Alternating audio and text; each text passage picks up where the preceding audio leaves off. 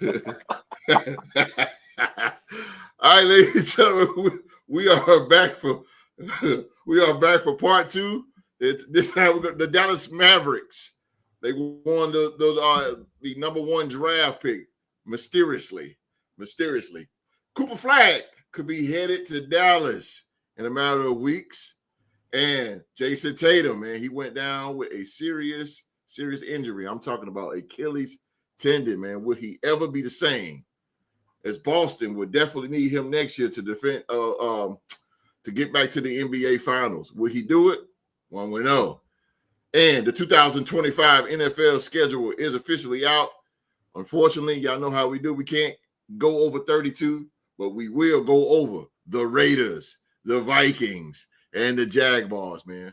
So we got a good little show for you guys today. We are back for part two. Hopefully no power outages and nothing like that. We promise not to hold you long, man. But thank you again for joining us. Let's lock in, ladies and gentlemen, right here on the Real the Sports Talk Show.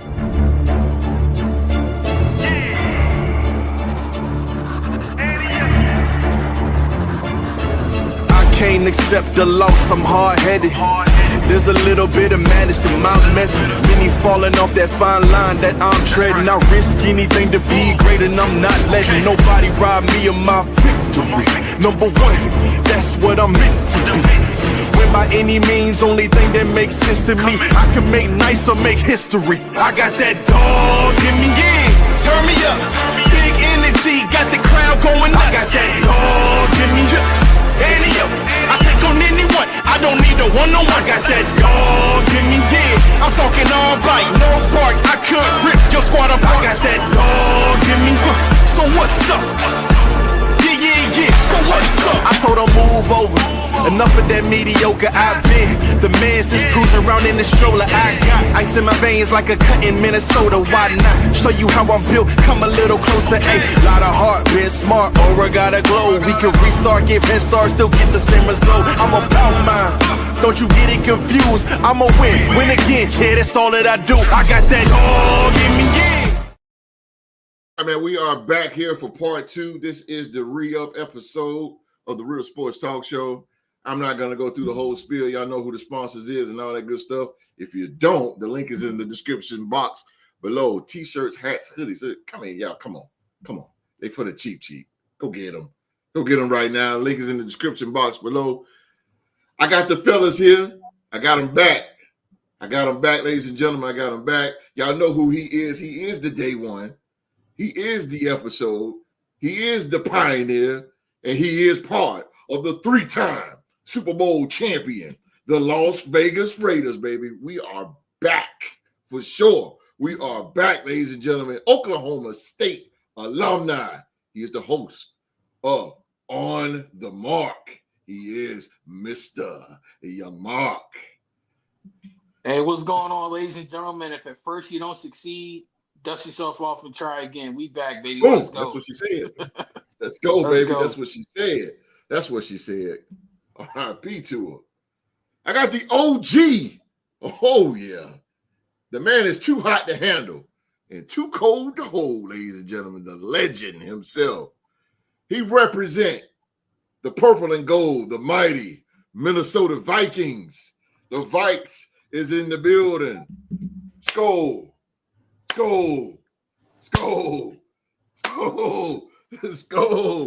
Guess so. He is the living legend himself. He is the dog. You dog. Glad y'all came in to come in for part two, first time in history, but we're not going to let you go to bed without hearing full from us today, baby. That's how we do it. And so like I told y'all, we got our 4. We ready to take on your 5 and get a 6-man. We'll still take you down. That's stuff, baby. That's how we do it. So stay tuned for the rest of the part 2. And hope you enjoy the show. My bad, boy, I tell you. My bad. Uh-oh. Oh, yeah.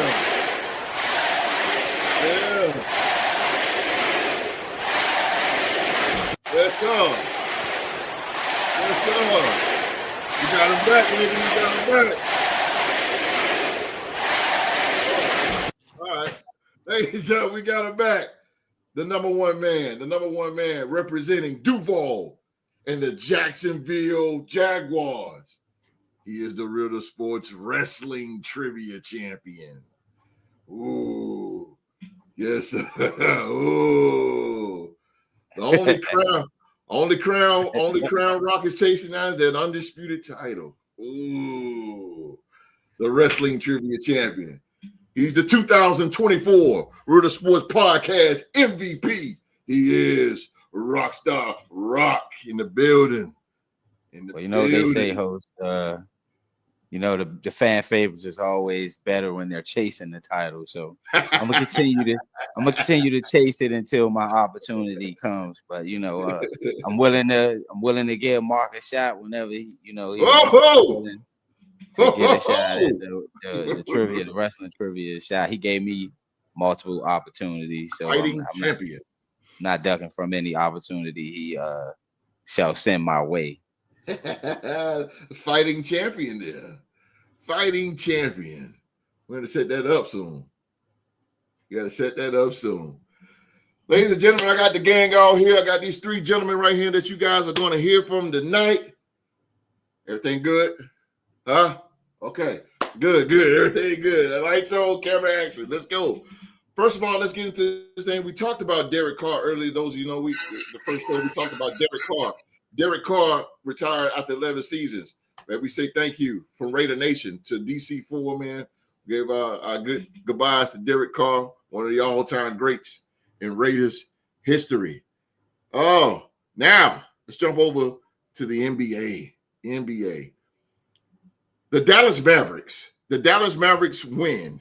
They land the number one overall pick with 1.8% odds. The fourth largest underdog to win the annual drawing since it was instituted in 1985. The Dallas Mavericks won the 2025 NBA Draft Lottery presented by State Farm, which was conducted on Monday at the McCormick Place Convention Center in Chicago. The Mavericks will have the first overall pick in NBA draft in the 2025 NBA Draft presented by State Farm, which will be held Wednesday, June 25th, and Thursday, and June 26th, the second round at Barclays Center in Brooklyn. The Mavericks, who had never won the draft lottery, will almost certainly select 6'9" forward Cooper Flagg, the freshman who led Duke to the Final Four in his long college season and the Consensus Player of the Year. This is by Dallas CEO Rick Welts. He said, I'm so happy for the Maverick fans, clutching the envelope with the number one pick on it. Dallas booked huge odds to get it done with only 1.8% chance to win. San Antonio with back-to-back Kia Rookie of the Year with Victor Wembanyama and Stephon Castle, will pick second. Philadelphia will pick third, and Charlotte will pick fourth. The Utah Jazz is fifth. Washington Wizards sixth. New Orleans Pelicans 7th. Brooklyn Nets is 8th. The Toronto Raptors is 9th. Houston Rockets, which is weird, 10th. Portland Trailblazers is 11th. Chicago 12th. Atlanta Hawks 13th. And San Antonio again will get the 14th pick. Houston got that early pick from not to cut you off, host. No, you fine. Houston got that early pick from trades that they made from past years. That pick was like a protected first round pick. So no matter what their record was, they automatically was going to be picking high in the draft. You remember how Detroit, when they won the championship the next year, they picked third in the year that Melo and LeBron and them came out. Yeah. That's how those type of picks work. No matter where in the NBA, those sometimes they do swap when they pick, and the first round pick is protected based off of the losing record of the team that they swapped with.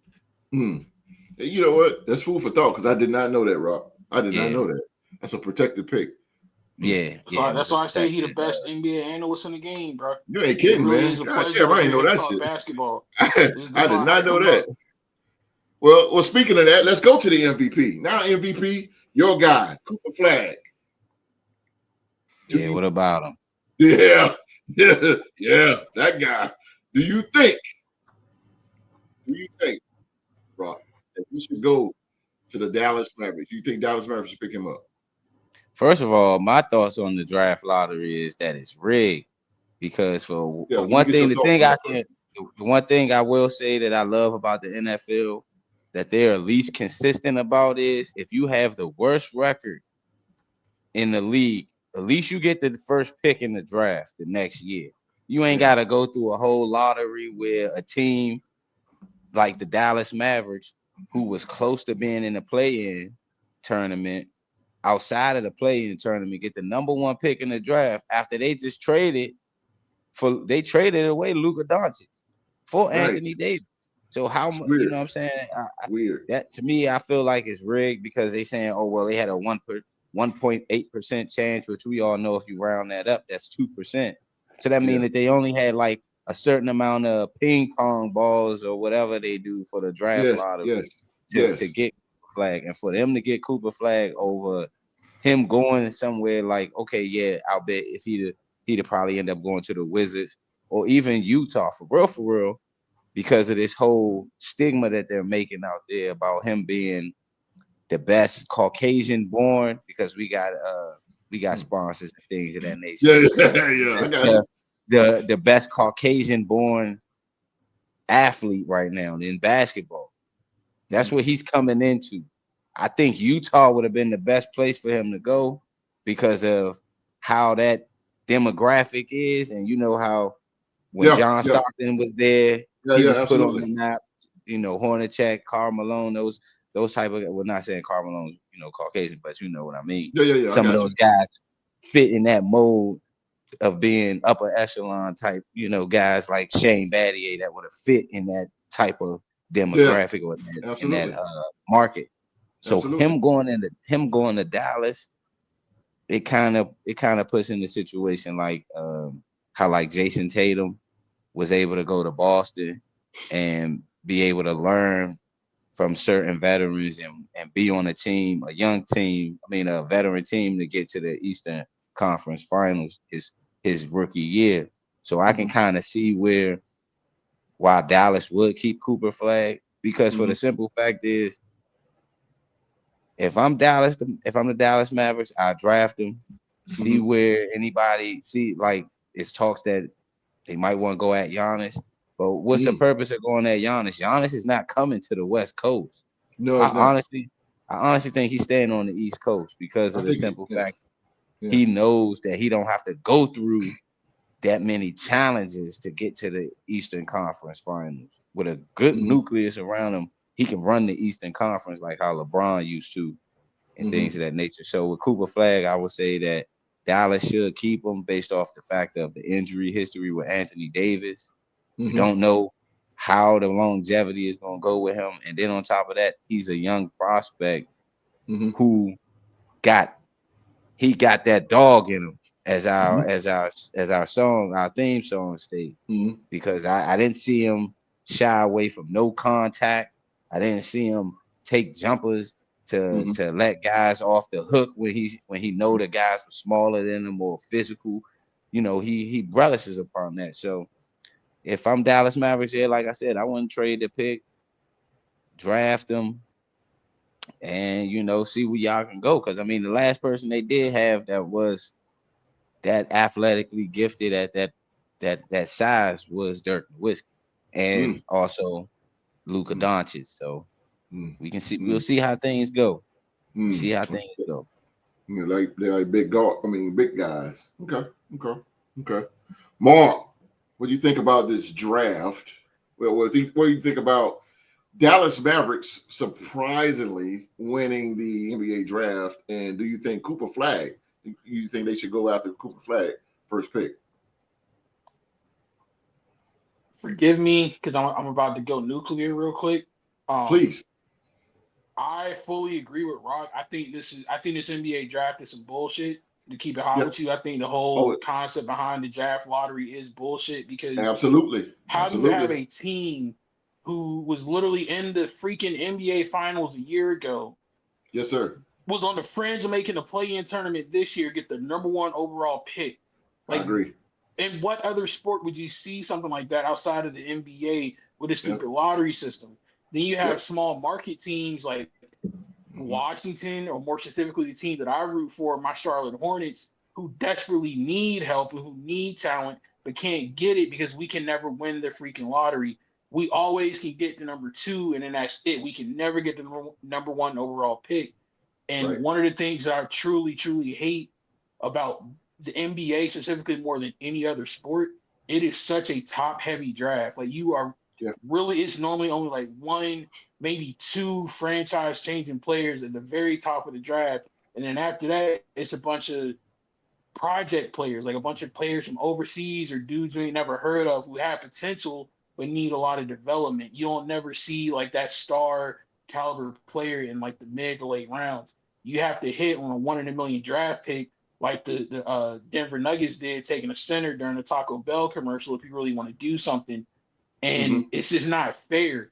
Like, I feel like there should be an evenly distribution of talent in the NBA, because even with the playoff teams, like Rock just mentioned it, you notice all the talent is out in the West. There ain't really a lot of competing teams in the East. And I feel like the NBA needs to restructure their draft system, because I understand you want to prevent teams from purposely tanking. I get that or whatever. But at the same time, like, how are teams who need help supposed to be able to get help? Like, it's just not fair for me to have to sit here. And I've literally been suffering as a Hornets fan my entire life. The closest I've ever seen them get to greatness was when they had Kemba Walker, and he would magically drag us into the playoffs, only for us to get spanked by the Miami Heat and their billions of dollars in player contracts, their multiple championships, and all that Heat culture crap. Why can't somebody else have a chance to do that and to build that?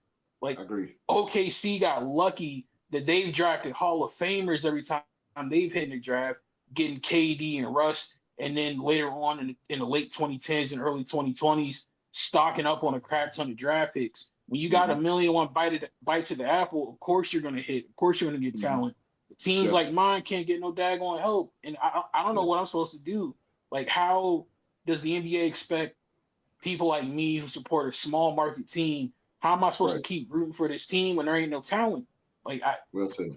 Something should be done about this, because there is no way Dallas did everything that they did last season and then earlier this season, and they get rewarded with having that top pick. Respectfully, that pick should have gone to Washington. It should have gone to us. It should have gone to Utah. That's what I thought. It should have gone to one of these teams who clearly are devoid of talent. But I don't know, man. It's just I hate that system with so much passion. Like, you just really don't understand. Like, if I had to compare it to something, ladies and gentlemen, I legitimately hate the NBA draft about as much as I hate the Pittsburgh Steelers, and that's saying something. Yeah, I agree. I agree with Mark. And Mark, you know, as you talking, bro, I feel your pain. I feel your frustration. And you are absolutely right. You are absolutely right that teams are getting that Dallas Mavericks pretty much leapfrogged over the teams that need help. And like I said, they was just in the finals last year. And they got freaking AD and Kyrie Irving and PJ Washington and all these star players. Like, do they really need the #1 pick? And I'm being so for real. Like, do they really, really need this right now? Yeah, I agree with you. I agree with you on that shit. You know, times like this, man. God bless his son. I wish David Stern was here. I really do, because he would have. I'm pretty sure he would have made sure. Ain't it David Stern's fault we got the draft lottery to begin with? Yeah, 85. Yeah. But he want to let. I know he want to let this shit go down. This is some bull. Can I make a suggestion? Yes, sir. I'm gonna make a suggestion, and we know the powers that be don't want to admit that they listen to the Real to Sports podcast, but we know everybody listens to the Real to Sports podcast. Yeah, they do. I'm going to employ the NBA to hit up Moose Johnson from the United Football League. And here I go with my spring football tinfoil hat. I get it.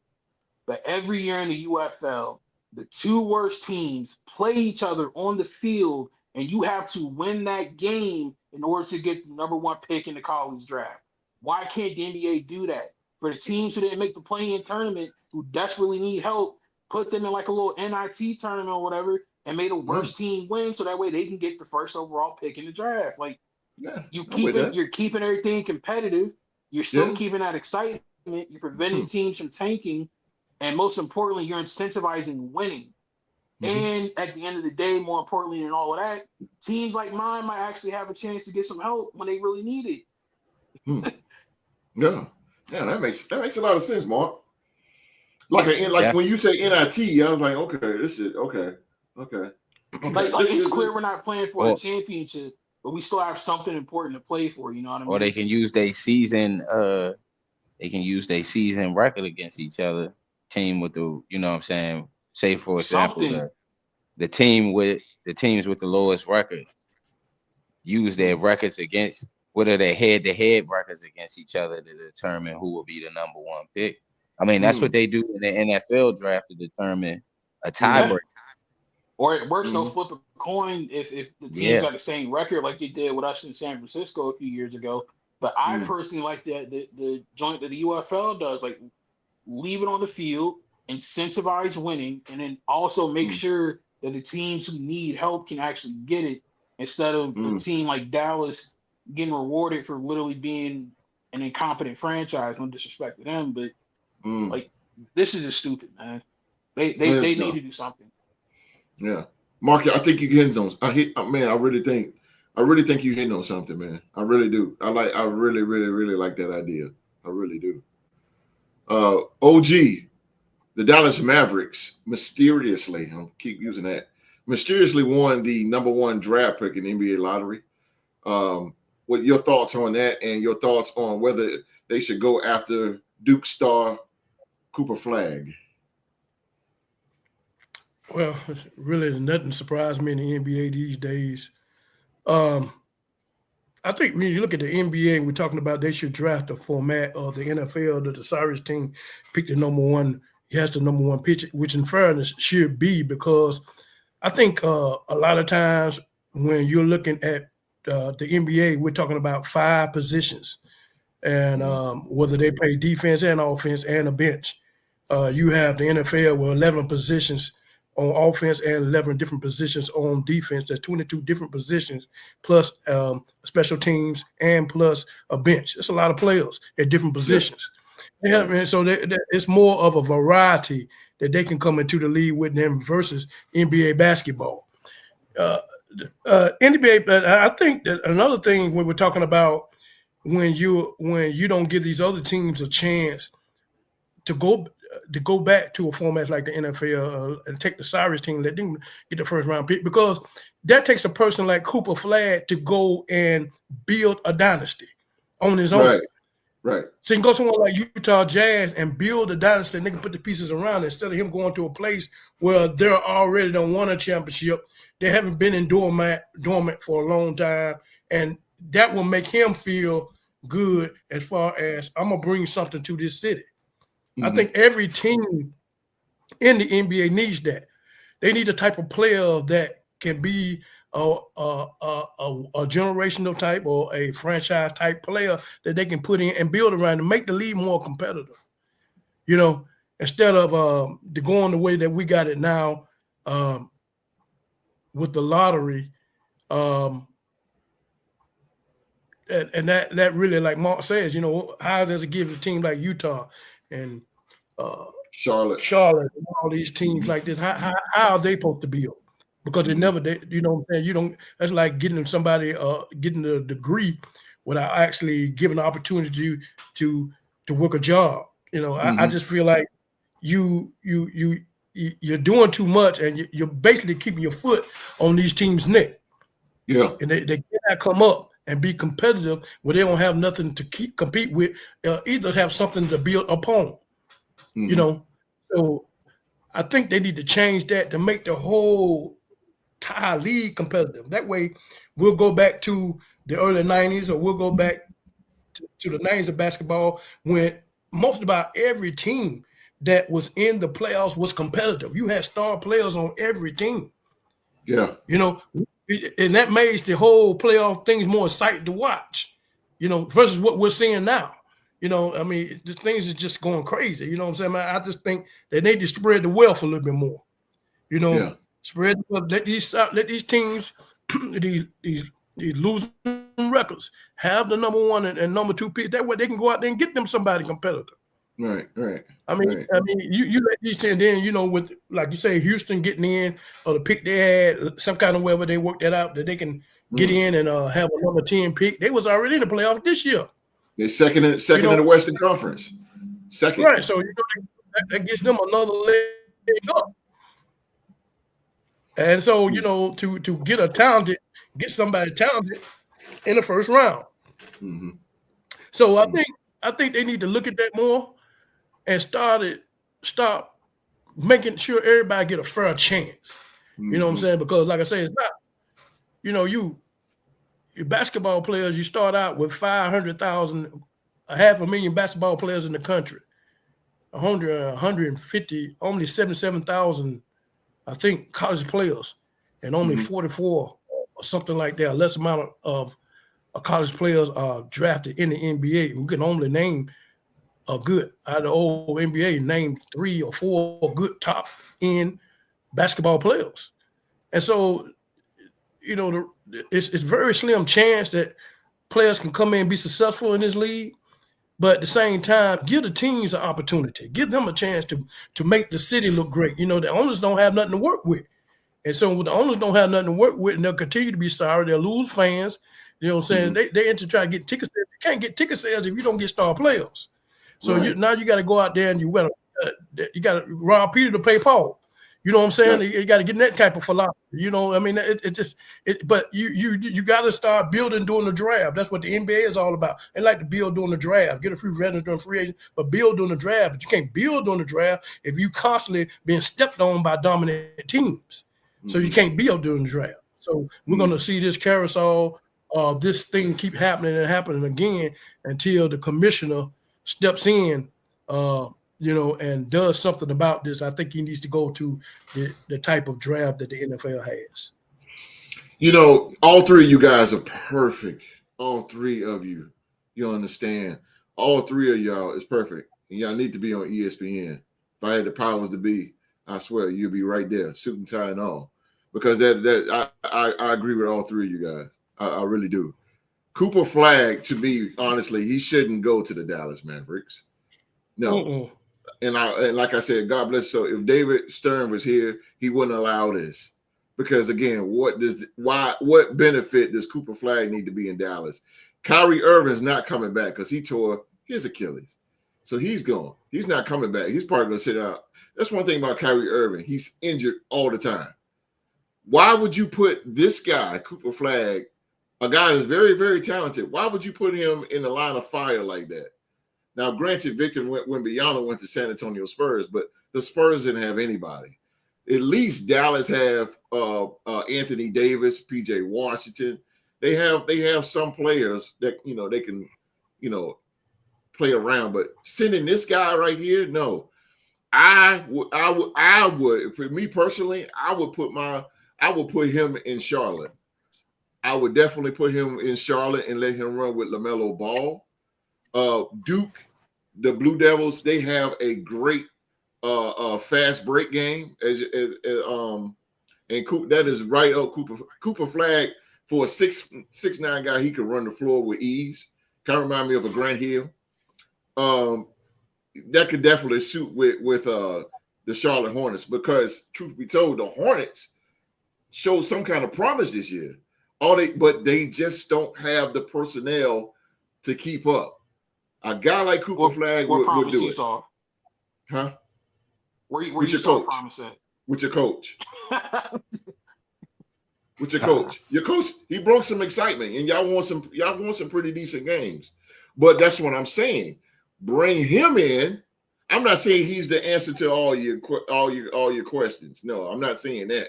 But that is a great start, because truth be business-wise, there's no asses in Charlotte. There's no asses in that seat. That guy, he will put some asses there. Not just all around, but definitely in North Carolina, because this guy right here is loved all over the state of North Carolina. So you mean if Charlotte can get this guy, the Spectrum Center will be packed. I guarantee. I'm telling you, him and Lamelo, and you got to get Ball some kind of help, because if not, he gonna want out eventually. But the Dallas Mavericks, man, I agree. He gonna want already out, talking about him. His brother already talking about him. Trying, he should go leave and go west. And respectfully, can I speak on that, because that speaks to my yes, point, sir. host. Yeah, like this is what I'm saying. I can't even be mad at the idea of LaMelo wanting to leave, because how is he supposed to get help in Charlotte? We can't get free agents because we're a small market team. We can't win games because we have no talent. We have no depth. So literally the only other area that we would have to try to build something is the daggone draft. And we keep getting shafted every year in the draft. So if you are a star player who does get drafted by one of these small market teams, you go to Portland, or you go to Milwaukee, or you go to Charlotte or Washington. Yeah, what are you play supposed Portland to do? with Scoot. Play with Scoot in Portland. But no, like what I'm saying is Dame tried. And how many years did he waste out of his career because Portland can never get the type of players in there to help him? Small market. You see why Giannis is thinking about leaving Milwaukee. He's stuck in a small market, and they had some success. They had more success than a lot of other people would. But he's wanting to get out because it's hard to build and maintain a good team in a small market areas. The NBA is just not set up for us, man. It's built for teams like San Antonio and LA and New York and all that crap. It's built for teams like that. It ain't or Rocks Celtics. It ain't built for people like me. You either gotta rig the system like Philadelphia did with the process, or you just gotta hit on a 1 in a million pick like the Nuggets did with Jokic. It's just not fair. I agree. I think like Orlando. Yeah, Orlando, or like the Magics. You gotta like with Hope with a Q Dog was saying, about the cutting anybody off. He was saying it's hard to build through the draft in the NBA, but Orlando sure did build through the draft. There's a lot of their pieces that they got was draft pieces that they built to get to and they got a number one guy, Banchero and Banchero. So it's ways of doing it, but like you said, it's the draft lottery that's keeping teams like Charlotte and Portland. Because I mean, Portland did have the had a good pick because, like Ho said, they had Scoot Henderson. So I mean, it's ways around it. Like when they do free agency, guys don't want to come to them small market teams. So it's like feast your famine when it comes to the draft. Feast your famine. Exactly. Yeah. The thing that the NFL has on them is that they have a lottery, and NFL have picks. So you can't trade a star player to a team that you know are going to have first and second 2 first round picks for a certain player. That gives you 2 picks that you can build on in the draft. You know what I'm saying? That you're going to automatically have those picks. You know, so you cannot build. You can't even go that avenue. And like you said, you got to wait till things kind of fall your way. If things ain't falling your way, how things gonna fall your way when you're not in the top 10? You can't trade for picks. You know, so you're in purgatory. The Wizards stay in purgatory. You just really, I mean, it's just really, you can't. How can you force your way? At least NFL, you can trade back into the first round. You can give up picks to get closer to these marquee players. You can trade back into the round. But once you're in the NBA, you know, when you're behind like this, how can you get forward? How can you get forward in the lottery? Only the top 15 players in the NBA draft make the rosters. Them guys that get picked after pick 20 through the second round, they don't even make the roster. No, they don't. Dudes in the second round of the NBA draft, they are considered they're going on there as 2-way players or going to be G leaguers. Yep. You're only talking about 5 positions. Yeah. You're talking about 5 positions. All right. On one time on the court, 5 positions. The NFL 11 on one side, 11 that's 22 positions. 22. So they're short. Here's the thing. That's I don't understand, OG. why is the talent pool in basketball so shallow compared to other sports? Like, you seriously have to have, at worst, a top 3 pick, or you might as well not even pick at all, because the talent discrepancy is so huge in basketball. Like, that is one thing I've never understood about it. In the NFL, you can find valued or really talented players anywhere from the top of the first round to, like the 49ers did with Mr. Irrelevant, the last pick of the draft. In the NBA, I ain't never seen it like that, ever. Isaiah Thomas, right? Yeah, Isaiah. Say that. Yeah. Isaiah Thomas from that went to Washington, that played for Sacramento and played for Boston. Little Isaiah Thomas, not the NBA great. Yeah, little Isaiah Thomas. Not Zeke. No shade. Boston Huh? Boston did that man dirty, bro. I'm sorry. No, they didn't. That man was. Bro. He had a hip injury, and he wanted to get paid max dollars. You're not gonna get paid max dollars from a franchise, and they know that that hip injury that you had, you ain't gonna have the same explosiveness. He wasn't showing the same. Would have been better spent with him than it was on Kyrie, though. I mean, we almost went to the NBA Finals that year without Kyrie. And then to make matters even worse, y'all, after Kyrie failed, you traded with us for Kemba and ain't getting nothing out of him. Because we got all up. Yeah.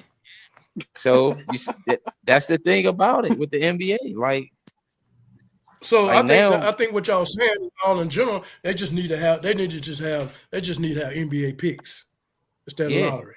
They gotta eliminate. They gotta eliminate that. Yeah, they gotta eliminate. It's gonna stay the same. Yeah, because we about to get rid of like half our roster. 40 years have been like that. Roster this off season, Boston. We got to cut ties with Porzingis, Drew Holiday, and probably either Derek White or Jaylen Brown. Even though he got that big contract, because they like $700 million in like luxury tax. So they can't even do nothing in free agency. Don't say the name Jaylen Brown, please. OG and a low key roll Jaylen Brown. Oh yeah. We just talking about that shit. You know what? Speaking of Boston, that just segue over to the next one. That Boston Celtics star Jayson Tatum, he had surgery. He had surgery Tuesday to repair a ruptured right Achilles tendon that will sideline him for the remainder of the playoffs, team announced. Well, we all know that. Yeah. Yeah. The Celtics announced the extent of Tatum's injury and the surgery a day after the 6-time All-Star went down in the Celtics 121-113 Game 4 loss to the New York Knicks, putting both the hopes of the defending champions repeating and Tatum's playing status for next season in doubt. They did not give a timetable for his return, but said a full recovery was expected. Of course they're going to say that. When Kevin Durant tore his Achilles tendon during the 2019 NBA Finals, he wound up missing the entire 2019-2020 season. The 27-year-old Tatum is leading the Celtics in points, in 28.8 and 28.1 and rebounds, points, and then rebounds is 11.5 and assists 5.4 per game for the second straight postseason. The Knicks, well, this is old, ladies and gentlemen. The Knicks led the Celtics 3-1 in the Eastern Conference semifinals, blah, blah, blah. Tatum was carried off the court with 2 minutes and 58 remaining in Monday night's game. The Celtics had just turned the ball over, and as Tatum moved for the loose ball, his leg gave out, and he went down. He buried his face in the towel in obvious pain while grabbing at his leg above the ankle after the non-contact injury. So let's go right back to the MVP, because he is the lone Boston Celtics fan here. But my question, I believe I asked this in the first show, that do you think Jayson Tatum will be back on the court by October? And if so, do you think he will still be that player that the Celtics need to win another NBA championship? I'll say my first answer is no. I don't think he'll be back on the court by October. I'd probably give him like around Christmas or early December, somewhere like that. Because he did just have successful surgery. So give or take how long he gotta let his actual Achilles, the surgery, the cut actually heals before he gets back to being fully acclimated to doing basketball activities and things of that nature. So don't get me to trying to do no timetables here with I ain't no doctor. So but to me, I look at it as it being that type of injury, and it's May. I wouldn't say him being back in October. That's too short of a time frame for me and my liking as being a Boston Celtics fan. I would like him to come back and be fully able, fully healthy, no minutes restrictions or anything of that nature going into him being back on the court. So, and I do think that he will be the player that we need to get back to the championship. He's very determined. He's very driven. The brother knows that he has a lot on his plate, and this is to my knowledge, I believe his first major injury in his basketball career. I don't know if he had one in high school or not or anything of that nature, but all prayers to him. Wish him nothing but the best, and we'll be looking forward to seeing him sometime next season and things of that nature going in the future. How he looks, OG, Jayson Tatum. Jayson Tatum went down with Achilles tendon. You've seen this before a million times by your years of watching basketball, but do you think he'll be back in October, on the court in October? And if so, do you think he will still be the Celtics, will be the player that the Celtics need to win another NBA championship? My opinion is no, he shouldn't come back in October. My opinion is that he should sit the whole entire season out because you don't want this to be another Grant Hill situation. Ooh. You're paying this man, and when they wanted this man, they paid Grant Hill. They put those 6-inch screws in his ankle, 6 inches in his ankle, and rushed that man back because they were paying X amount of dollars, and that derailed that man's career. Derailed it. You don't want this to happen to Jayson Tatum. Sit that man out a whole year. That way, this thing will be fully healed, fully behind him. He'll be come back. He'll be the same man that he was before he hit the injury. Not saying that he will, but that's too short of a time for an injury like that. For you to put that man out there for a stretch of a 60-game season, or you said October, that's the beginning of the season, or in November, right? Yes, sir. 82 games. 82 games. That's too much. No, I wouldn't do that. I think the objective of the game is to win championship. It's to win it. So my thing is that, I really feel that this is the man, this is your franchise you're playing with here. This is your franchise. Sit that man on the shelf for the entire 25-26 season. Bring that man back for the 26 and 27 season. Do what you got to do to stay competitive. Bring some pieces in here and there just to hold the fort down till this man come back and have pieces around so you can make a run that you can make. And he'll be fully rested for a whole year. And so that takes a year off of his legs. And plus, he's got to get it back, immaculate it back to the NBA game, run up and down that court. You throw that man in the fire in October, he's gonna be done. I'm telling you, he's done, man. That's not a good omen to have. I know that's your star player, and you lose him to an injury like that, but things happen, and it's happened to one of the best. And we wish him a speedy recovery. But I would sit that man out for the entire 25-26 season, bring him back 2027. That's what I would. You know what? I'm going to agree with you. I would expect that from a Lakers fan. Okay, here's one coming from the Spurs. Sorry, Spurs. Yeah, I would sit him too. Let me tell you why. Because this guy is such a dynamic player. He's the best player on the team. I would sit him too. Now, but you have an investment. The Celtics have an investment in Jaylen Brown, who's a star as well.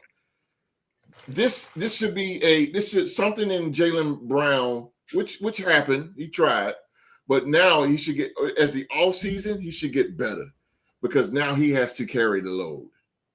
He has to carry the load. He got a massive contract as well. Jaylen Brown, it's time. You are the NBA Finals MVP. It's a little award, but it says a lot. Okay, so that means your name is on the map. Now it's time for you to step up until this guy come back, right? So now if Brad Steve, I'm pretty sure because Boston, they when it comes down to free agencies, they make great decisions. They bring in great players all the time. Brad Stevens, now they're going to have to sit down with his staff and figure out how we're going to get Jaylen Brown some help and let Tatum sit out.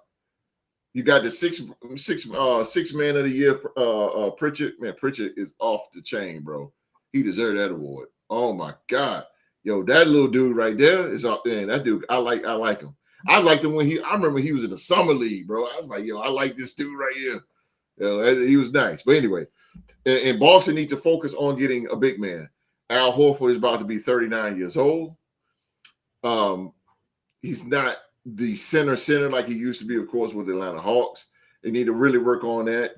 Rock mentioned that Porzingis is on his way out, and I think they need to cut ties with Porzingis because he cannot be a major factor that he needs to be sitting on the bench, a guy with that talent. They really needed him to step up against the Knicks. That's what I'm saying. When a guy like Tatum go down, the next man up, and Porzingis should have been that guy to help Jaylen in this situation. But of course, he got his illnesses too, so when there's nothing he can do about. But Brad Stevens need to bring somebody in there that's going to help Jaylen Brown throughout this season. The Celtics will be back in the playoffs, I believe, because one thing about it, they're a man short, but they're very smart and they know how to win. And they play together for years. I think they should extend Derek White's contract because Derek White, he's not a major star, but Derek White can give you 20 points.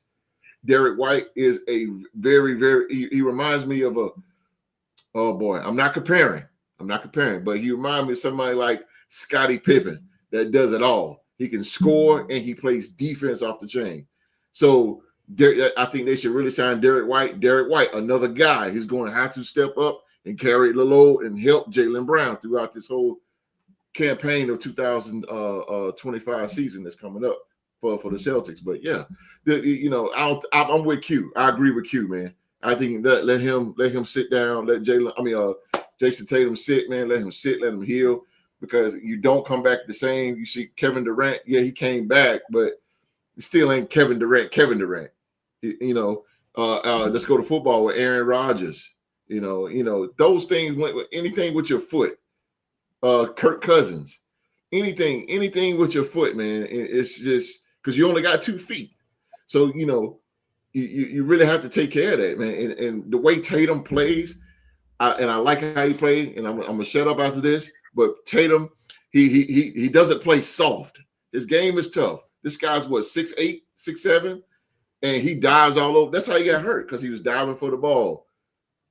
The guy scored 42 points, man. He was giving his all out there. I respect Jayson Tatum's game and his style. He's gonna have to heal. He's gonna have to heal because he's a hustler. He's a star player, but he's a hustler, and he's gonna have to just pump the brakes. And you're still young.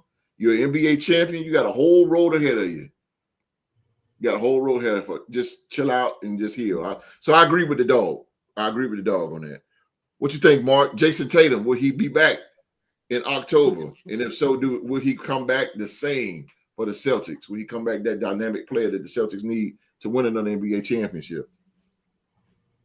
Well, the last thing I want is to see Rock happy that his Celtics have yet again claimed another championship while my Hornets can never beat them. But I'm gonna be real with you, man. I gotta hit my favorite button, man. I disagree with the host. And the reason I disagree with you and I partially disagree with Q Dog and Rock as well is because of 2 things. Number one, unlike the dudes that you just mentioned, hosts like KD and Aaron Rodgers and Kirk Cousins and all of them, Jayson Tatum is still very, very young. And yes, he is. And we all know it's a lot easier to recover from stuff when you're younger versus when you're older. Like, True. To put it in perspective, my name on the show has been Young Mark for the longest because I was the youngest person on the Real Sports podcast. Jayson Tatum is younger than me. So when you have the power of youth behind you, and most importantly, in 2025, as we all know, medical science is amazing, yo. Like things used to end dudes' career way back when.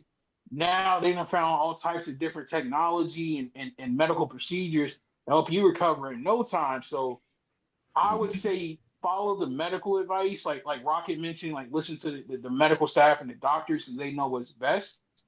But real talk, if he say he ready, I don't see why not, because there's another very prominent athlete, and nobody on this podcast panel knows him better than the OG Q Dog. There was a very famous prominent athlete who was really early on in his career who suffered a devastating knee injury, and he came back and damn near set the NFL single season rushing record. So you know what I'm saying? Like if Adrian Peterson, would have had a different coach, he would have had that record. But I don't see why Jayson Tatum can't do the same thing. And then host, I'm a bite your hater and send my blood, man. There you go. Yo, doing that shit. Hey, bro. Bring up that Real damn Sports Talk. damn. God Hey man, leave that man Leslie Frazier alone, man. Leave Leslie Frazier. I ain't trying to hear that motherfucker, man. And number love, OT. But real talk, I think with medical science and with Jayson Tatum's youth, I don't see why he can't come back when he feels like he's ready. Because nobody knows his body quite like Jayson Tatum. But if he says that he's ready and he can go, I don't see why not. I don't think this is a situation where like the team would be rushing him back, like like the team did with Grant Hill, or like how we saw Washington do with RG3. But if he says that he's ready and you got the best medical scientists in the world working with him, I say let him go. Let him get. I get the science, and then sometimes later on. Sometimes you gotta save players from themselves. True. I get that, and I don't. You gotta save them from themselves. Yep, you got to. Again, I've seen athletes push through the pain and still be there for their team. Kobe Bryant still shot them free throws after he tore his Achilles. So I'm not saying like put Jayson Tatum out there night one, like he has to play night one. Like I'm not definitively saying that. But if you get into the regular season and he's saying like, hey, I'm ready to go, or hey, I'm not ready to go, you listen to him and him alone. But I don't see why a young 27-year-old with the best doctors in the world working on him, why he wouldn't be able to come back when he's ready and be a dominant NBA player again. I don't see why he can't do it. That's true. What you're saying, that's true. But here's the thing. If I was Joe Mazzulla, I know, Jason, that you want to come back, but I just can't risk it. Because Joe Mazzulla is probably going to say that. You know why? Because it's going to be on Joe Mazzulla's ass because that's his job. So if the Celtics begin to, if they put him out, if Joe Mazzulla, let's say Joe Mazzulla put Jayson Tatum out there, and God forbid, Jayson Tatum get hurt again, that's going to be on Joe Mazzulla. It's going to be, I'm telling you, they're going to say it's going to be Jayson Tatum's fault because he made that decision, but it's going to be on Joe Mazzulla, and Joe Mazzulla's going to get fired. I'm telling you that right now, because there ain't no way they're going to punish. It's kind of like curtain call. You're not going to punish Jayson Tatum. Jayson Tatum needs to. I'm going to tell you why. Jayson Tatum 90% has the ball on their offense. Jayson Tatum is their offense. So if you're coming back from an Achilles tendon and the way the NBA is now, where it's so fast and it's all about the three-point shot, which you got to use your legs, yo, bro, you need to shoot. I mean, you need to sit down. You need to sit down. Boston runs a lot. You can see on fast breaks, they run a lot. Can he do it? And I know medical science is medical science, but can medical science fix this? Can they fix the mind? I'm not worried about his mental, host. And the main reason why I say I'm not worried about the mental, I'm not trying to cut you off. His favorite player and the dude that he was trained by was Kobe. he has that Mamba mentality in him. And what better mentor to have when you're dealing with something like this than somebody who literally went through it himself. I get that, but he needs to protect that Mamba mentality, because you go out there and then you hurt yourself again, going out there too early, you're not going to have it. So I get that he has that Mamba mentality, but you need to protect it. Protect it, bro. You're 27. You say you're young, so you're 27. You still got a road ahead of you. Relax. But Boston is so great. Boston has a surround. They surround him with great players that can still get to the promised land. Jaylen Brown's a star. We forget about Jaylen Brown. Yeah, Jaylen Brown can lead the Celtics to the NBA Finals. He's that good. Get a couple a little bit around him, and they can do it. But man, you got to get his ball handling skills up, turning that rock over 7 times. That's why when I first started off, he has to get better in the offseason. Oh, but he ball handling ain't a problem. He got partially torn meniscus. I said according to the story that OG told before the show, ball handling ain't an issue for Jaylen Brown. What was it? His shooting ability. Oh damn! No, bro. Nah, man. Oh. Those of you know, man, I'm laughing because Jaylen Brown had an incident. He had an incident, man. Ain't no incident. Game 6, man. He got into it with Josh Hart, man, and he grabbed Josh Hart by his manly parts, and he held on a little bit too long. Yeah, and that right there was a little bit doing Draymond antics. Yeah, but this one, Draymond was trying to knock a cat out. That was some in the finals, Dennis Rodman type stuff. Yeah, in the finals, Dennis Rodman. In the finals a few years ago, he tried to pull down Jaylen Brown shorts in the game. So that's how I was. Yeah, Draymond when we played them in the finals. Well, but yeah, I ain't see the game last night. So. No, it wasn't last night. It was game. I'm not. Game 6, game 5. I'm sorry. That was in Boston. Oh, okay. In Boston. Okay, I watched that game. Him and Josh Hart went at it. He's about to fight, but I see why. So go back and check that out, man. But again, man, prayers to Jayson Tatum. Hope he gets better. Jayson Tatum, man, is a great basketball player. He plays for a great franchise, historic franchise of the Boston Celtics. The Celtics are always going to be okay. They're going to be just fine without him. I think they should sit him down. They're going to be just fine without him. Brad Stevens is great. Joe Mazzulla is great. Like they just surrounded by it, man. And I think they're going to be okay. Boston's going to be all right. Boston is strong, so why not? Oh yeah, host, they're going to be all right, because I say this to Rock and every other Celtic fan out there. Yeah, it's devastating that you lost Jayson Tatum to an Achilles injury, but hey, who knows? You'll probably have a top 3 pick in the NBA draft next year. That'll work out for you. With the lottery and all that going, why not? Am I lying? You ain't lying. No, you ain't lying at all, goddamn me. If Dallas proved that anybody can win the draft, shit. Yeah, they don't care. Anybody can win. All right, fellas, let's go to the gridiron. The gridiron, something that the wild, well, I ain't gonna say the world, but us fans have been waiting on, is the 2025 NFL schedule. We're gonna go over this real fast here. Let's start off with Mark. Since Mark is in here, let's bring him up, ladies and gentlemen. I'm talking about the 3-time Super Bowl champion, the Las Vegas Raiders. First game, man, we got the New England Patriots. And then second on the kill list, we got a Monday Night Football game against the Chargers. Then we head to Washington, take on the Commanders. We got the Bears. We got the Colts, the Titans. Oh, October 19th. Good Lord. Oh, wait on it. Got the Chiefs. Oh, we got Rockstar Rocks, Jacksonville Jaguars. The Denver Broncos The Dallas Cowboys on the Monday night. We've got the Broncos on a Thursday night game. We've got the Dallas Cowboys on a Monday night, November 17th.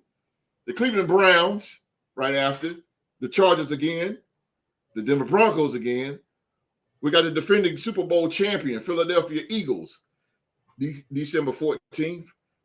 C.J. Stroud and Houston Texans, December 21st.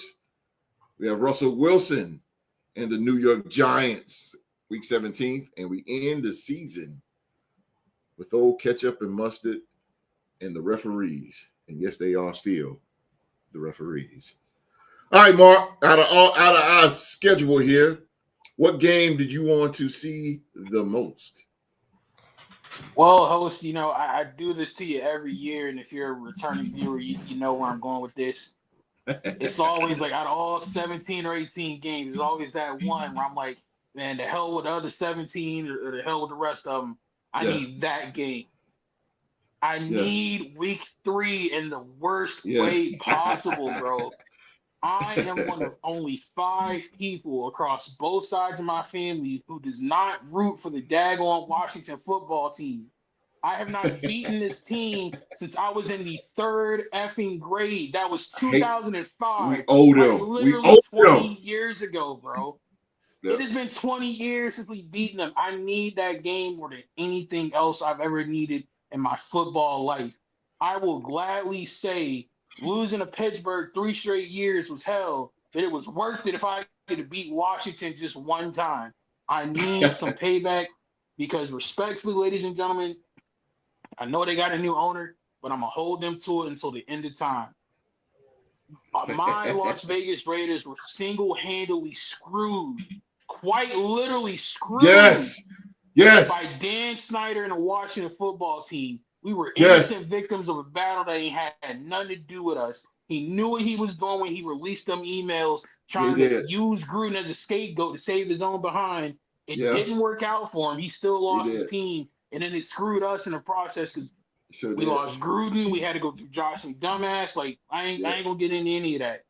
All of my pain and all the football hell that I've gone through the last 4 years all goes back to that stupid moment with Washington in 2021. So this is personal for me, not only as a Raider fan, but as a human being as well. So I don't care if we get swept by the Chiefs. I don't care if we get swept by Denver. I don't even care if we lose to Rockstar Rock and the Jaguars. As long as we beat the daggone Washington Commanders, I don't care about nothing else. Realistically looking at our schedule, though, if I'm being high, I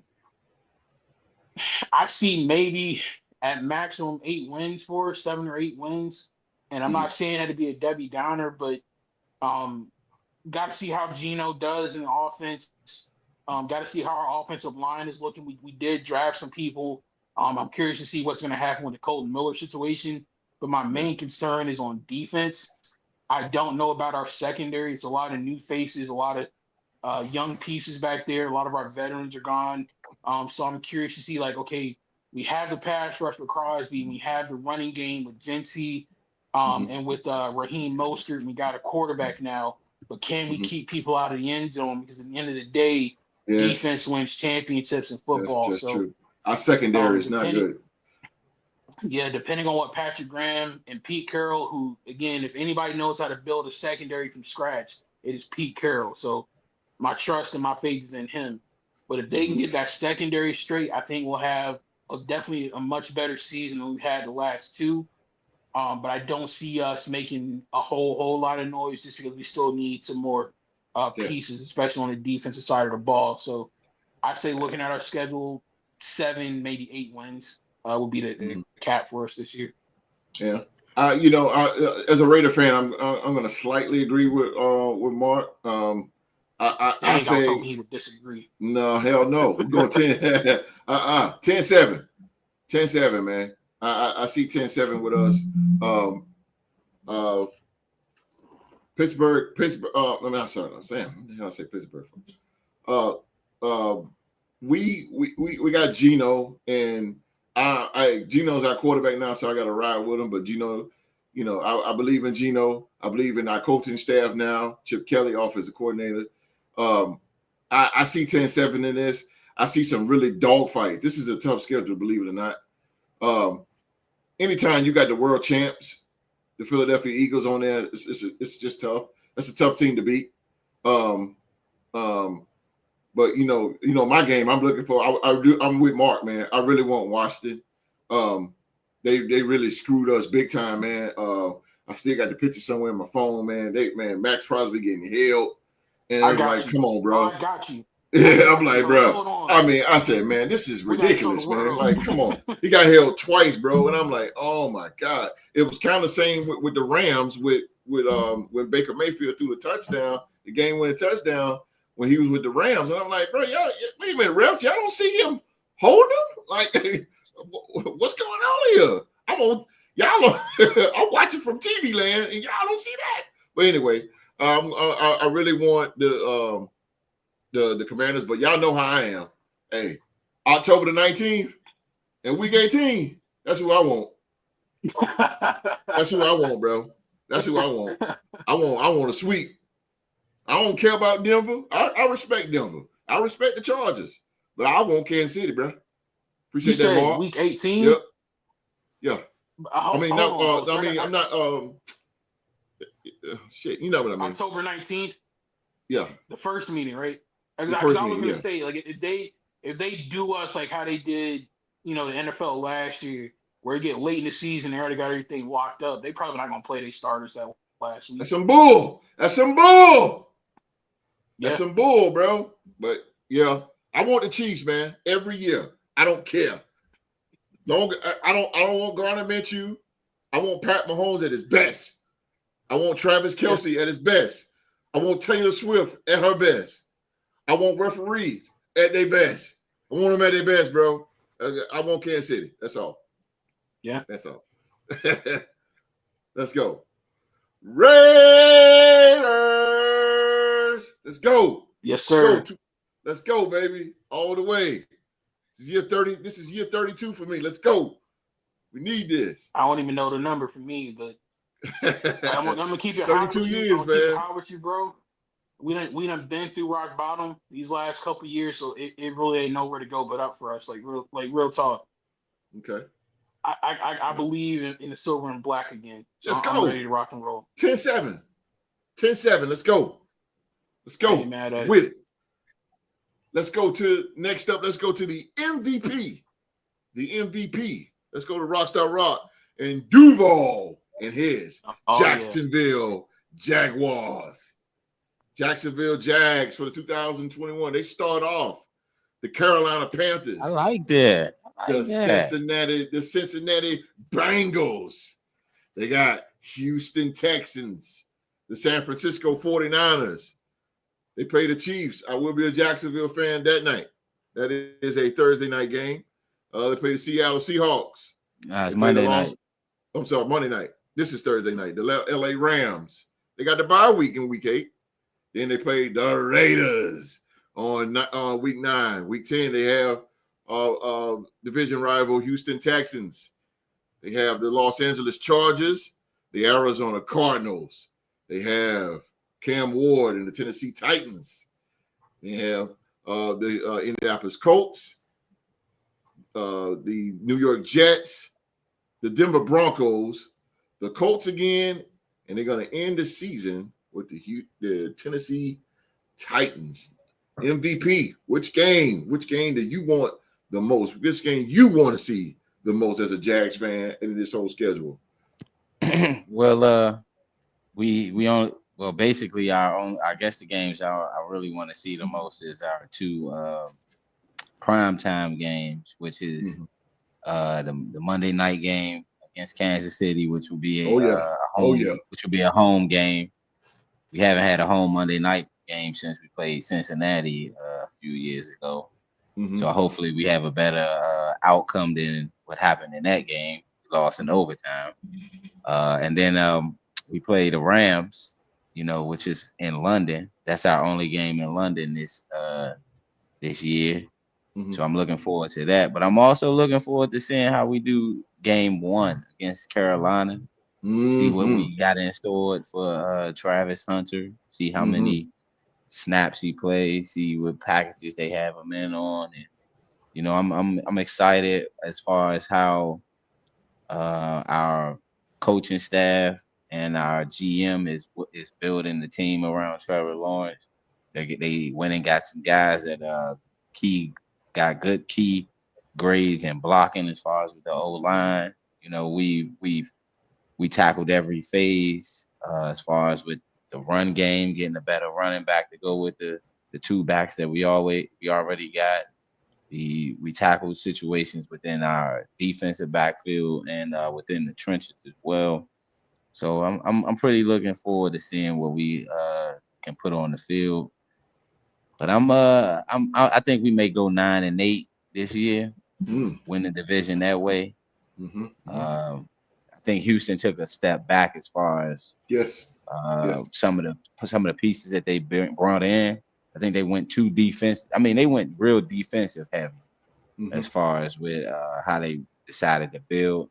I think they O-line is still a little shaky. I mean, they picked up Cam Robinson, a guy we traded away to Minnesota, who was out there playing Olay in the playoff game against the LA Rams. So, you know, him coming back within the division, it should be it should be nice to see. It should be nice to see Josh get after him a little bit like he did when, you know, last season and whatnot. So yeah, I got big not too big of expectations for my team this year because we do have a first year head coach, but I think we'll be one of those new playoff teams in the AFC that was bad last year. Absolutely. And I'm gonna comment on what you just said real quick before I get to the dog. Is that guy up there? I'm telling you, man, you got one hell of a coach, bro. And I know he hasn't been head coach. I know he hasn't, but I'm gonna tell you something, man. That dude right there, I think that dude got what it takes to turn this franchise around, bro.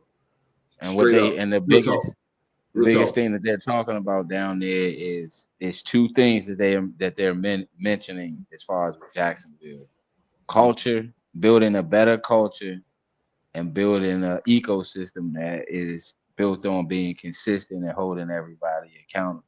Yes, sir. That's not what we've had in the past. Yes, sir. We may have had it for a stint, and then the next year everything just go to chaos. I believe with the people that we have in Jacksonville, it's going to be consistent as far as with, you know, holding guys accountable and developing that culture and ecosystem each season. And I'm gonna shut up. I promise I'm gonna shut up. But I'm gonna tell you something. I think this is me personally. I think, man, we're gonna see a rebirth of Trevor Lawrence. Without a question. But I'm gonna shut up. Host hush. I'm telling you, bro. We gotta wait and see. We just gotta wait and see. When we come back, I'm gonna be like, look, I told y'all. Y'all don't see it, but watch. What I tell you. Last but not least, we're gonna go to the 14-3, the mighty Minnesota Vikings. The Minnesota Vikings. First game. Ooh, Monday night, first game starting off. They are in Soldier Field. They play the Chicago Bears. And then 2, they play the Atlanta Falcons. That is, what game is that? That's a London. You got 2 London games, don't you? No, they got 1 game in Ireland and then 1 in London. In London, they got 2 European games back to back. There you go. And then you got the Cincinnati Bengals. And you have the Ireland game against the Pittsburgh Steelers. Then the London game against the Cleveland Browns. You want to bye the next week. And you come back, you have the world champion Philadelphia Eagles. That's going to be good. That game right there is going to be good. That's going to be good. Then you got the Chargers on a Thursday night. Go Vikes. Then you got the Lions, your rival, in NFC North rival, Detroit Lions. I know y'all owe them 1Q. Oh, due to the game, where you at, boy? Where you at? November the 9th. I'm sorry, not November 9th. Week 10, I'm tripping. November the 9th. You have the Baltimore Ravens. That will be Drew to the Game versus the Dog. We will be there live and in color watching that game. Holy smoke. It's all going down that game. And right after, you got the Bears again. Coming in, you got the Cheeseheads, the Green Bay Packers. You go to Lambeau for the Green Bay Packers. You have the new Seattle Seahawks. And Sam Darnold. You're facing Sam Darnold, former quarterback for the Minnesota Vikings, Sam Darnold. You have Jalen Daniels and the Washington Commanders. And December 14th, you have the Dallas Cowboys, AT&T Stadium. You have D-Rec and the New York Giants right after. You got the Lions again, and you will be facing old Jordan Love at the last game. Wait, hold up. They play the Giants again? Yes, sir. Oh, hell. Because they play their division this year. Oh, no. We got to go through that again. And I am so glad that we don't play Minnesota, because that line is going to be nasty. But anyway, Q-Dog, my main man, hailing from Winston-Salem, North Carolina. Longtime Viking fan.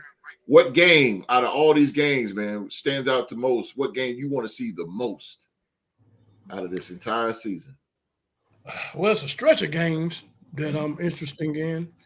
But the one game that I truly want to see us the most is there's no more interesting game when you're playing the world champions, especially when you're playing them at home. Oh, God, that's going to be good. That's going to be a good one. Oh, God, yeah. That's to let the world know you don't believe, now you know type of game. I really do like this schedule. I really do, because it's showing a lot of love for us across the pond that we go every year now that we're back to back over there. I mean, we're a fan favorite over there for some reason. I think we got 7 primetime games, and I really think that the whole world wants to see J.J. McCarthy for some reason. I think it's something about this kid that's really special. There's nobody, a quarterback, ever be put in a situation that's more better than what he has. A rebuilt interior offensive line, 2 all-pro bookends, a number 1 and number 2 tandem, one of the best 2 wide receiver tandem in the league, a top end tight end. Jordan Mason coming over for the 49ers, and Aaron Jones in the running back. You cannot drop a quarterback in a better situation than what he has. That's major. On the other side of the ball, Hargrave, the guy from the Commanders and Book in the interior alone with 97. Then, my breakout player this year on defense got to be Dallas Turner. Got to be. Done learned on the Brian Flores system.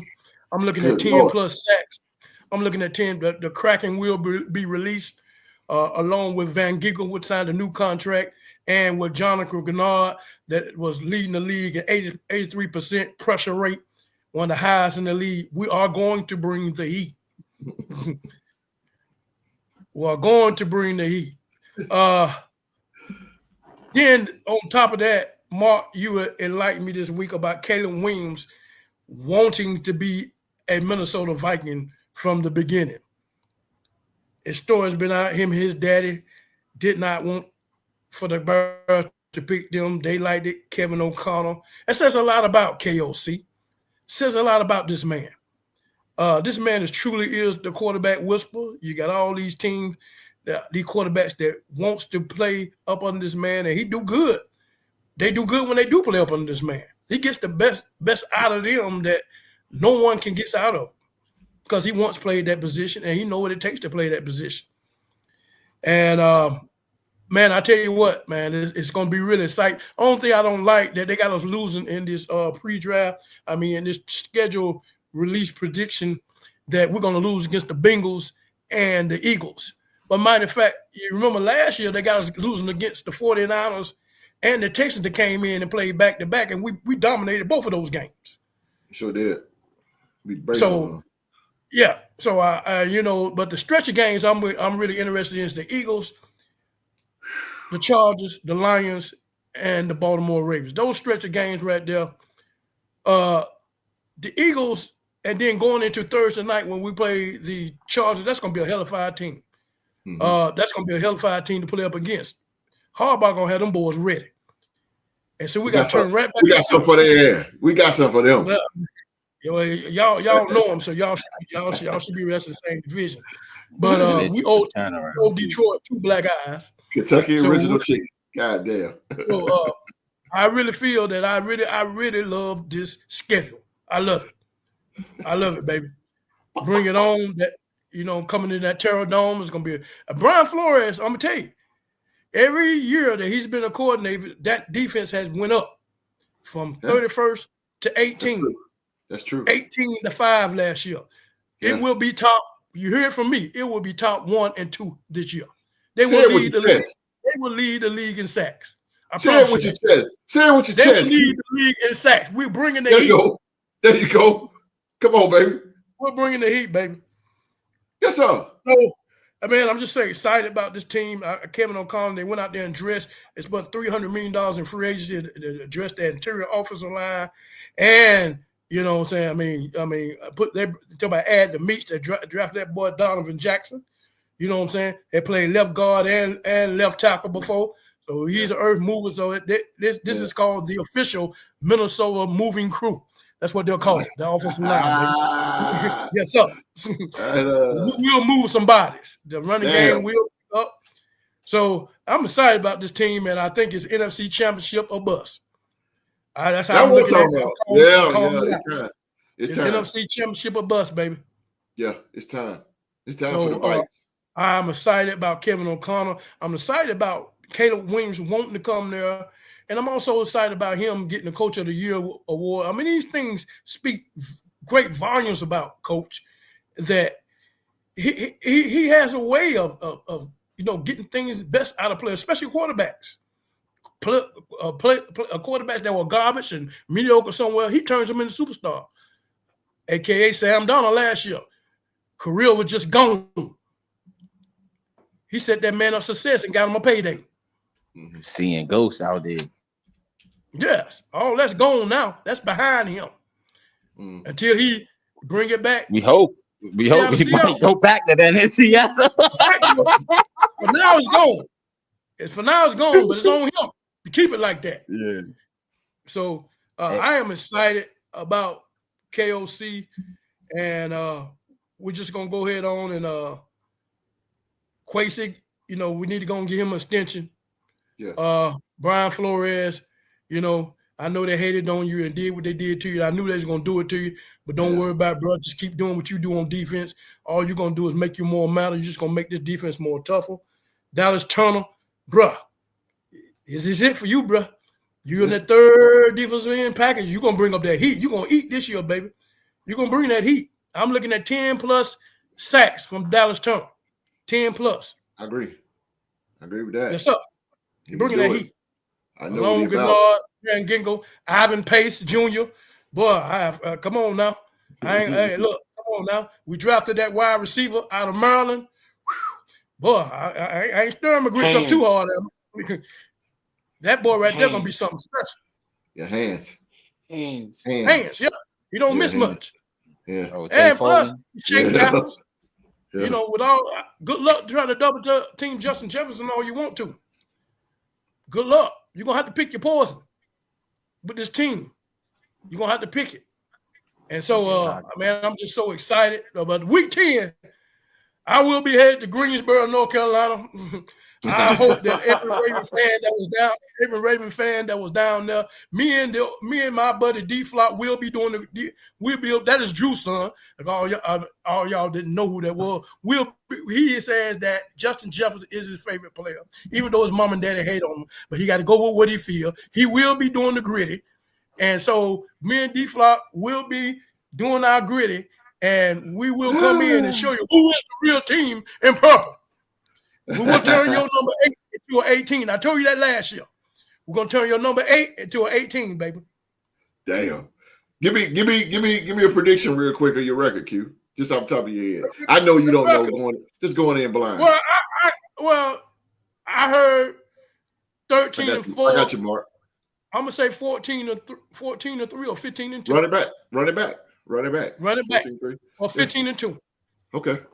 Oh, no injury. Major cut. The Harry the Hitman back. Let's go, Vikes. Let's do it, baby. Yes, sir. There you go. Say it with your goddamn chest. I finally got my favorite Viking hater. He just done joined hands with me. Boy, I'm trying to tell you, it's a good year. Yes, sir. Mark, you got some. Mark, you got something. I got a question for the OG.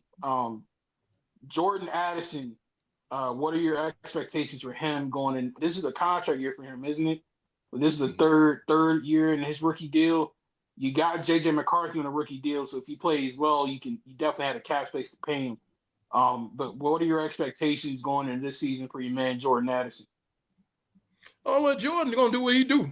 I mean, you know, he's one of the best route runners in the league. He's a Robin to Jefferson's Batman.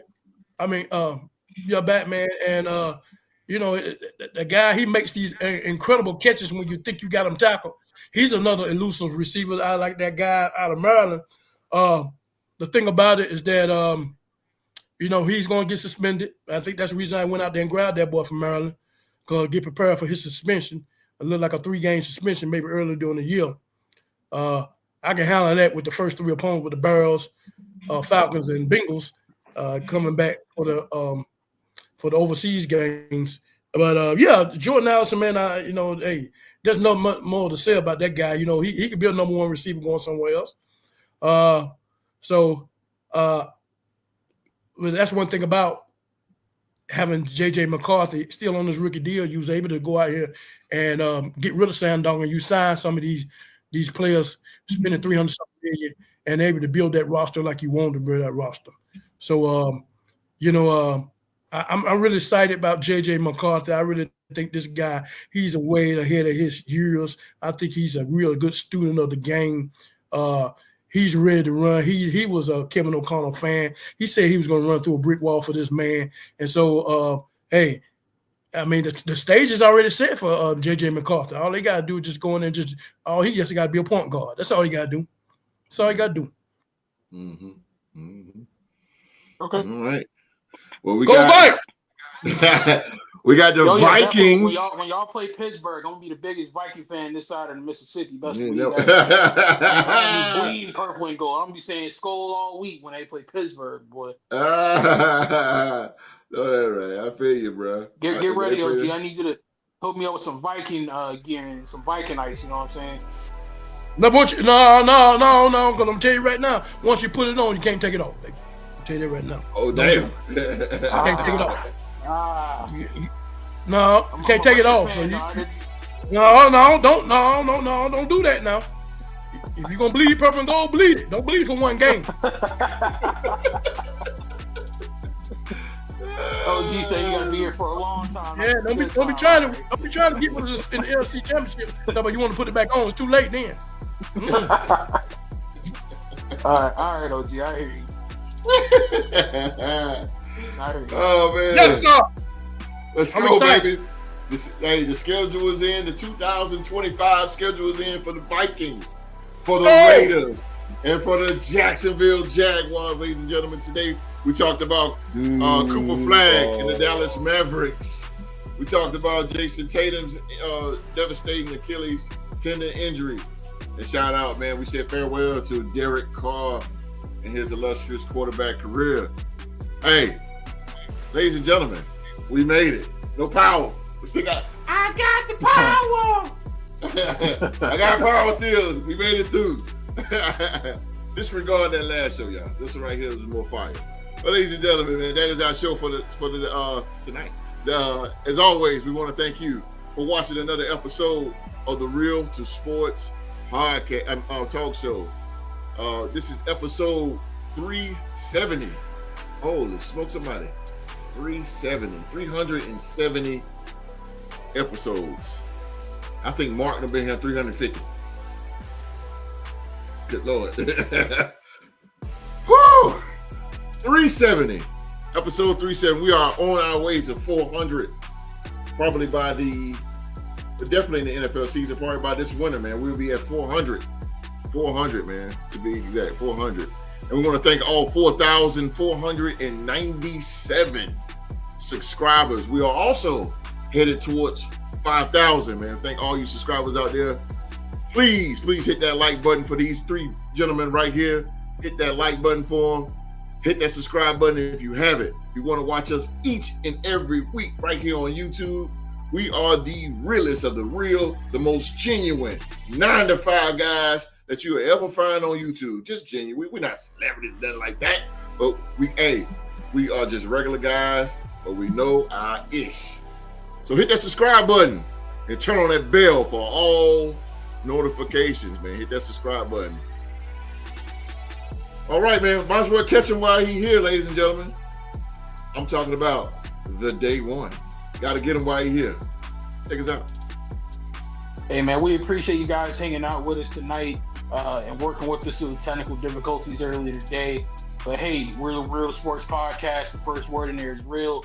Real stuff happened to us, so we appreciate you guys hanging out with us. Like I always say, don't forget to like, share, and subscribe. Come on back. Nobody else in the world of sports media, whether it's on television, radio, or in the podcast game, covers a wide variety of sports for you like we do here at the Real Sports Podcast. And just want to say to all the subscribers and all the listeners, I haven't forgotten about y'all. On the market, still a thing. We haven't gone anywhere. It's just been crazy with work. The goal is to try to be back at the conclusion of the regular season, recap the final games of the year, give some end of the season awards, and then preview the playoffs, and then probably circle back around after the championship game, Father's Day weekend. So I haven't forgotten about you. We're still here, just trying to work through the work schedule. But don't forget, keep coming back. Keep listening to Rockstar Rock Talk Basketball. There's nobody else anywhere in the world who is better at talking the game of basketball than Rockstar Rock. Literally, he is a true NBA analyst and always show love for OG and listen to Q-Dog. He always dropping gems. He always giving you free game and free knowledge. Pay attention to what he's saying. You're going to learn something. And always support the host. He sacrifices a lot for this show to bring you guys a podcast every week. Show him some love. Show him some support. And support the podcast, man. We love y'all and we appreciate y'all. We wouldn't be here without you, host. Hey, you hell no, too, bro. We wouldn't be here without you, man. Real talk. Look at the opportunities you've given guys like me and Rock and OG and Deuce and everybody else that's ever come through here. We got to show you some love every once in a while too, my man. I appreciate it, man. You deserve some of the credit too. That's real talk. No as doubt. much as you sacrifice for us, we want to show some love for you. Doubt. Oh man, don't make me cry here.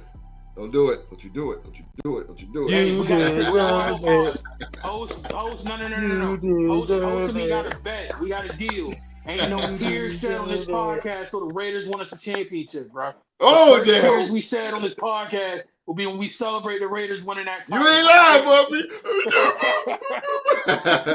I know a man told me, he said he don't care about the damn tears. That's my man right there, boy. Ain't no swapping jerseys after. Ain't no swapping jerseys. That man, hey, no mercy in trivia or nothing. No mercy. You gotta love it, man. You gotta love it. Thank y'all. No jersey swapping over there. Thanks for the love, Mark, man. Appreciate it, man. Hey, you guys are the show. You guys make it all, man. Hey, I'm just here pushing the button. You guys are the stars. These guys bring it each and every week, man. You gotta hit that like button for them, man. Hit that like button for them again. Thank you so much, man. And it's good to see Mark back, man. You know, Mark, busy man right there, working day and night. All night, man, working day and night, man. But he is here to talk sports. That dude, that is day one right there. That is the day one. All right, man, we'll be back next Saturday with more of the latest news in the sports world, man. We will be here next Saturday, 1 p.m. live right here on YouTube. And remember, we just a small sports podcast doing big things, man. And if you want to be a guest on the show, Real Sports at gmail.com, and Real Sports Podcast at gmail.com, man. Again, we're just a small podcast doing big things. Now, everybody around the world, please be safe and stay safe. And that's an order.